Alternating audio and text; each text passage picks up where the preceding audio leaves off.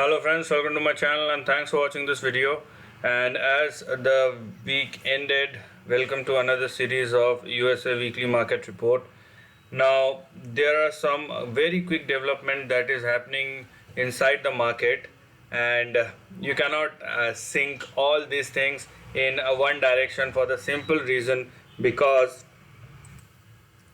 individual stocks are saying something else and now index is showing something else, and there is a very quick move, I would say, in the past 4 or 5 days that has happened in the Dow Jones, and which put the chart into a very interesting situation. But before talking anything else, there is one important news. As you can see, that Dow drops more than 270 points to end this week, falling for the fifth straight day. And I think rest of the things are about stocks and the index, how much it has fallen down.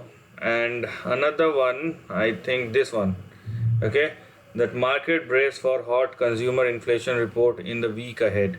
So if you are looking at this particular report and the data that they are talking about, so if the CPI is hotter than expected, strategists say it could be a catalyst to move the Fed to consider tapering back its bond purchase sooner rather than later. And this is also a key retail sales report which is expected to show a slowdown in spending, and that could trigger more worries about twin threats of a slower economy while inflation picking up. So not only they are talking about inflation, but they are also suspecting about a stagflation, right? Now understand this, Fed has very limited options. Obviously they can create as much money as they want to, but you cannot put it back. If you try to do the same thing, you will hit the dollar, or you will hit the bull by its horn.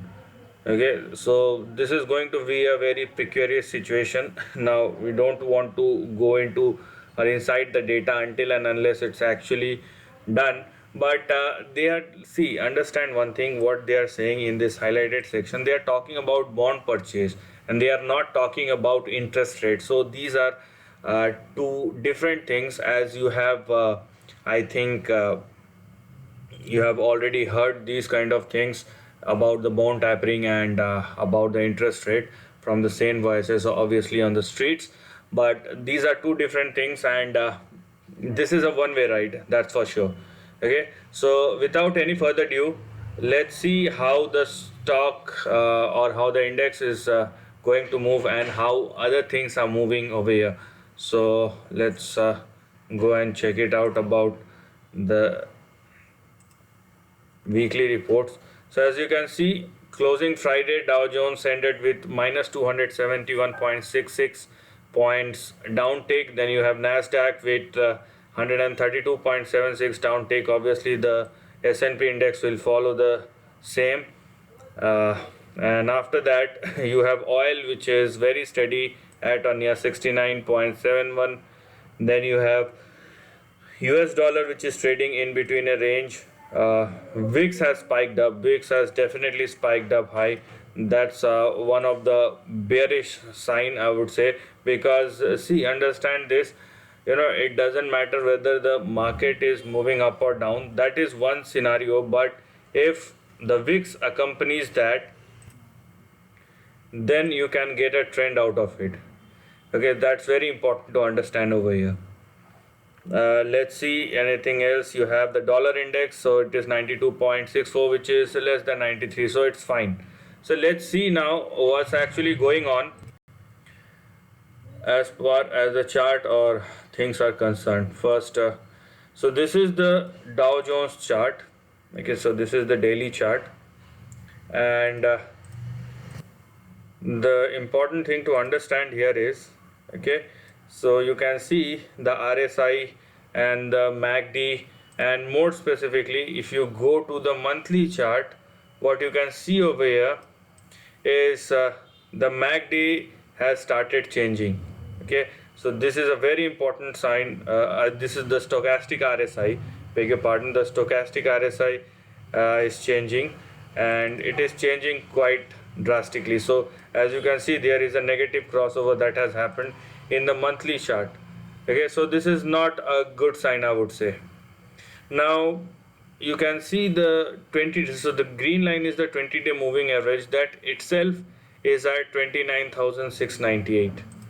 Okay, then as per the weekly chart, you have your, because in the weekly chart the Dow Jones closed below its 20-day moving average, so the next target is the 50-day moving average, which is at 32,307.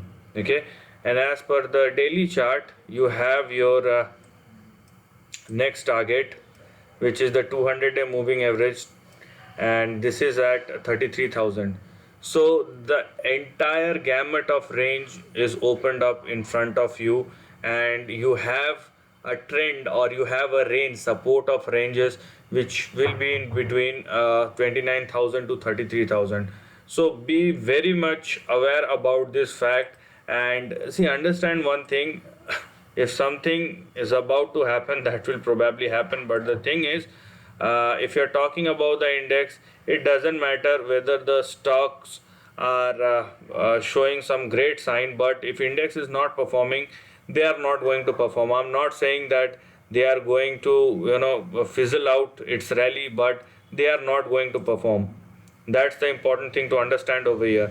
Now this is the daily chart, and as per the daily chart, if you are looking at the trend, so these 5 days, this past 5 days were indeed very precarious, and the support level which we are now going to look at as far as the daily chart is concerned in terms of Dow Jones is 32,500. Now because this index has been fallen so much that it has broken, I would say in the short term, all hell loose on the downside, and brace yourself for downside rally, and do not go beyond a range. That's the most important thing, and more specifically, just wait and watch how these things are evolving, because you have lot to go on the downside. So that's more important to understand here. Let's go to nasdaq and let's see what's actually happening over there, because this is a high beta index, and if there is something which is about to happen, it will happen very quickly and fast in the nasdaq. Now that I can see here, you have some negative crossover that you can see over here, and I think this is very much visible in the month. This is not actually very much I would say negative if you are looking at the nasdaq, but Dow Jones is indeed showing some signs of worry. Now we need to be very specific about the trend, and because if one index is indicating such a big slide down, then obviously the other index, if not follow on the similar line, it's not going to perform very good or very quick, I would say, going forward, because even though if you're looking at this trend, so this is the lower end of the range, even though now it's not going to fall towards the 200-day moving average, but from the current high to the support level is actually 1,000 points worth of fall that you can see in this price chart. So you should understand this thing, and at least with a stop loss of 15,450, you can go for a downside support of 14,239 as far as the nasdaq is concerned. And let's see what's going on in VIX. As I told you, the VIX is something which is indicating something else. So as you can see here, the VIX is moving higher. The VIX is definitely moving higher, and this is not a good sign, because when the VIX is moving higher, along with the price chart or the index falling lower, this is not a good sign. So as you can see over here, the VIX has started moving on weekly basis. There is a green candle which you can see as far as the VIX is concerned. So I mean, things have changed in the shorter term time frame, or at least till December. We have to see what the market is going to factor in and how much it's going to factor in, because now if the inflation increased further and you have data indicating the uh, inflation targets, or some people are talked about stagflation kind of scenario, then obviously market will factor in much sooner than the Fed. Okay, so what we have here for the time being is your downside in between 13 and 15, and your upside will be in between 28 and 30. So this is what we're gonna look at. This is actually what we're gonna look at as far as the VIX is concerned. So, and it may extend up to, if it goes beyond 30, it may go up to the highs of 43 if it closed above 30.96 or 31. So there are a lot of volatility that one can see in the particular chart. So you have to be very much skeptical about the current market action that is happening right now. Okay, now one more thing to look at is obviously the dollar index. Now the dollar index, I don't think it will give you a particular move. Why I'm saying this is because you can, or you have to push the dollar, because inflationary pressure keeps the dollar on the higher side, and high dollar is not good even for the US economy. And with the kind of inflation they have, a stronger currency will crush the market like anything. So it's very interesting to see how the central bank are going to respond, whether they are going to save the economy or the stock market. And we have seen this thing again and again, that stock market will definitely have its spike. So it's going to be very interesting to see how it's going to move. And as I told you, a strong dollar or a dollar beyond a particular range is going to crush not only the stock market but also the economy as well. Okay, it may have a good long-term impact, but in the short term, things are not looking good. Okay, so on the downside, you have 89 and 88 as your lower support, and because since last week, the way things have shaped up, we are talking about how it's going to move towards the lower end of the range, but suddenly things evolved in such a quick scenario that what we're gonna look at is actually it is making a double bottom kind of formation. So things changes very quickly even in shorter term time frame.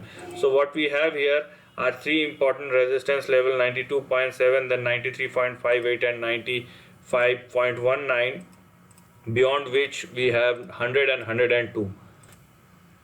So although we are not very much vocal about how this is going to shape up, but this is going to be very interesting, because if by any mean the dollar will reach 95, market is going to see whole different scenarios in the upcoming sessions, and more specifically equity markets are going to move up very sharply to actually adjust or adapt to that scenario.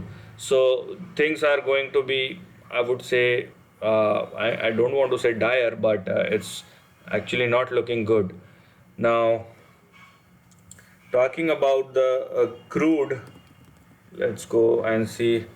So I think this is WTI, and so WTI crude future is very much specific, and if you are looking at the overall chart, you will see that it is holding its support level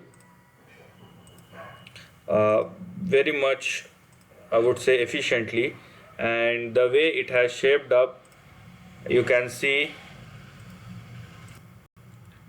the support we are having here is 62 on the downside. So this is the crude WTI future, and on the upside you will have your target in between 82 and 86. So the crude is not showing any kind of slowdown, it is just consolidating after started moving from the lows of 61 or 62 on the downside.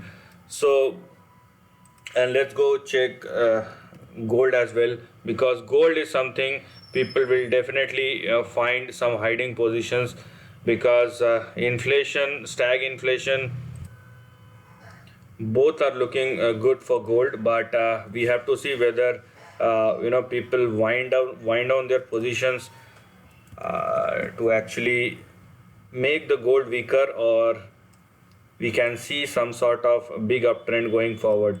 So what we have here